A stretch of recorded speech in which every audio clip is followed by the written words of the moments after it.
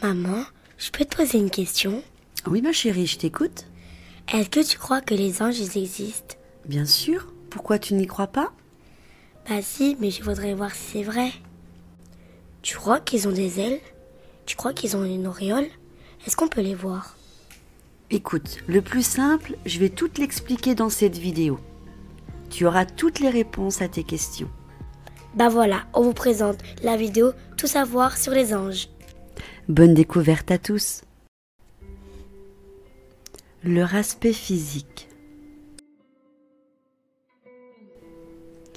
Est-ce que les anges ont vraiment des auréoles au-dessus de la tête? Il semble que ce soit le cas. Les anges qui nous rendent visite auraient non seulement des auréoles, mais ils diffuseraient également une lumière éblouissante autour d'eux. Les personnes qui ont eu des apparitions d'anges nous décrivent de différentes façons cette lumière qu'ils ont aperçue.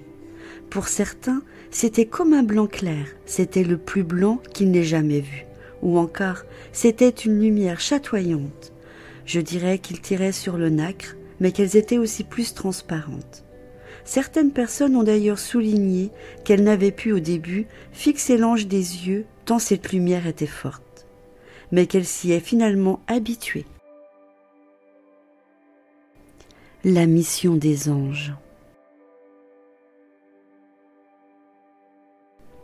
Les anges ont-ils des missions particulières à accomplir en ce qui nous concerne? En plus de notre ange gardien qui a pour mission spécifique de nous accompagner tout au long de notre vie, d'autres anges sont aussi à notre disposition.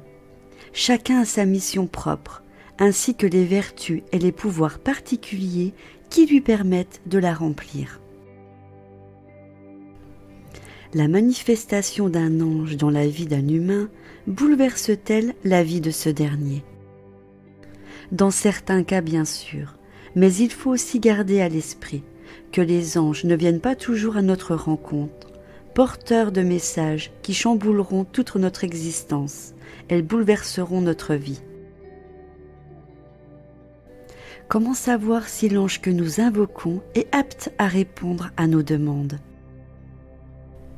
Pour savoir quel ange il convient d'invoquer pour répondre à des besoins spécifiques, aux difficultés ou aux problèmes auxquels nous sommes confrontés, vous pouvez connaître les vertus et les pouvoirs de chacun des anges planétaires.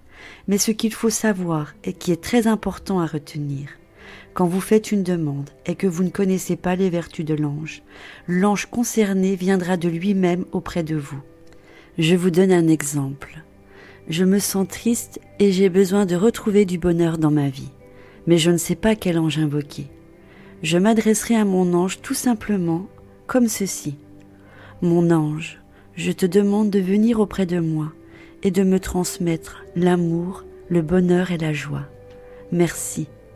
Tout simplement, il n'y a rien de plus simple. Parlez avec votre cœur et les anges concernés viendront vous rendre visite et vous aider. Pour quelles raisons se manifestent-ils?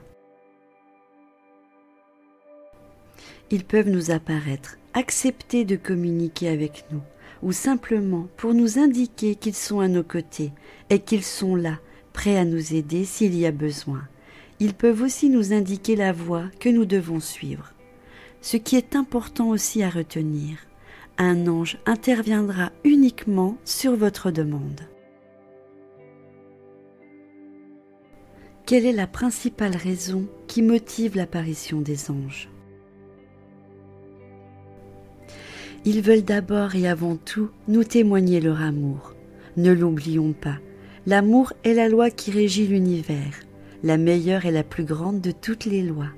Un amour qui s'inscrit bien au-delà du simple sentiment amoureux.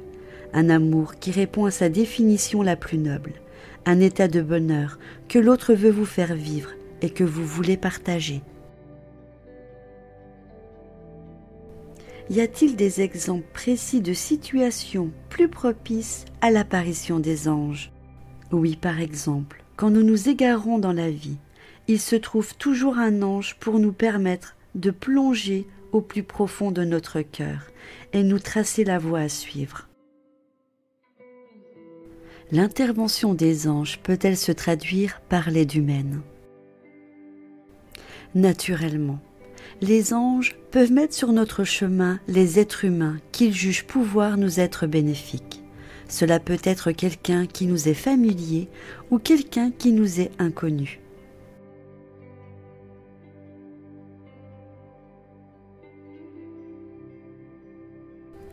Pourquoi les anges agissent-ils ainsi, alors qu'ils pourraient se passer de ces intermédiaires en nous apparaissant eux-mêmes? Ce faisant, ils nous laissent notre liberté, le choix d'agir comme bon nous semble, en donnant des conseils qu'ils peuvent nous transmettre par l'intermédiaire d'autres humains. Notre libre arbitre existerait-il encore si le message nous était transmis par un ange ailé? Ne nous obligerions-nous pas alors à leur obéir? Est-ce que les anges n'agissent que sur les événements? Peuvent-ils agir aussi sur des transformations intérieures?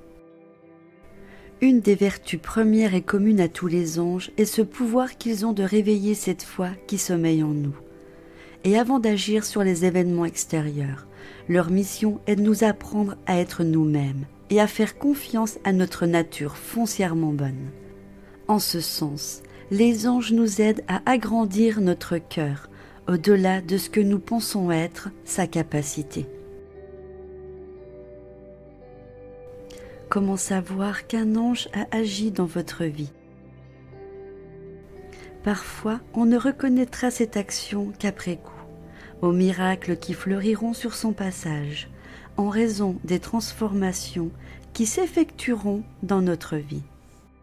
Voilà, c'est la fin de la première partie sur tout savoir sur les anges.